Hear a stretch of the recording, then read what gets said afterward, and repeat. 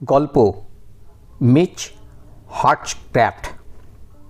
15 September 2024 British ex marine 31 বছর বয়সী miss হাচক্র্যাফট তার যাত্রা শুরু করেন ইংলিশ চ্যানেলের পার থেকে। এটা যাত্রা না বলে যাত্রাপাড়া বলা ভালো, কারণ এতে বিস্ময়কর রকমের পালাবদল আছে। প্রথমে সাঁতরে পাড়ি দিয়েছেন 35 কিলোমিটার ইংলিশ চ্যানেল।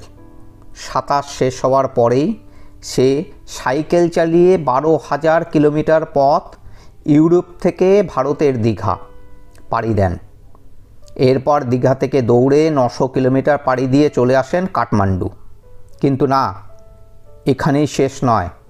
কাঠমান্ডু থেকে 360 কিলোমিটার হেঁটে সে চলে আসে এভারেস্ট বেস ক্যাম্প। চড়াই উতরাই পথটা 13,000 কিলোমিটারেরও বেশি। এরপর অবিশ্বাস্যভাবে ওপরের দিকে দেখল, চলল, আর 12 এপ্রিল 2025-এ সফলভাবে আরোহণ করল 8,848 মিটারের মাউন্ট এভারেস্টের চূড়োয়। 220 দিনে শেষে জন্ম হলো সবচেয়ে লম্বা ট্রায়াথলন করে আসা এভারেস্ট সামিটার। অবশ্যই নতুন ওয়ার্ল্ড রেকর্ড, অবশ্যই অনেককে এই স্বপ্ন দেখার সুযোগ করে দিল। কিন্তু প্রথম স্বপ্ন দেখার এবং দেখানোর সওদাগরকে সবাই জানাচ্ছে আন্তরিক কুর্নিশ।